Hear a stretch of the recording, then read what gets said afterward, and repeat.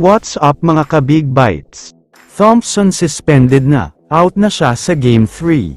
Pero bago ka sana magpatuloy sa panunood ay huwag mong kalimutang mag-subscribe sa aking YouTube channel.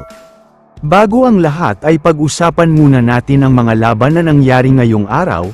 Nakuha na ng New York Knicks ang 2-1 lead kontra sa Detroit Pistons, matapos ang dikit na panalo nila sa score na 118-116.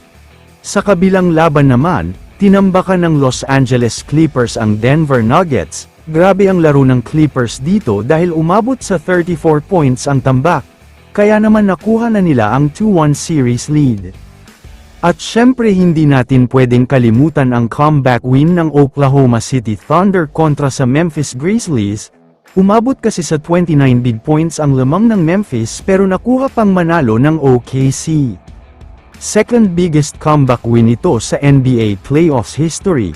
Pero syempre ay huwag nating kakalimutan na nagawa ng OKC ito dahil na-injured ang superstar na si Ja Morant, na sinasabing sinadya daw ni Lu Dort na saktan siya. Samantala, lumipat na tayo ngayon sa balita tungkol kay Amen Thompson. Nag-trending talaga ng husto ang ginawa niya kay Jimmy Butler, kung saan sinasabing sinadya daw talaga niya ang pagdiretso sa landing spot ni Butler. Ang resulta nga ng ginawa niya ay pangit na pagbagsak ni Butler sa sahig, dahilan para hindi na makabalik pa sa laban.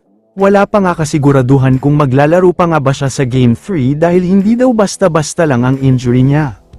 Galit na galit talaga ang lahat sa pinapakita ng Rockets ngayon.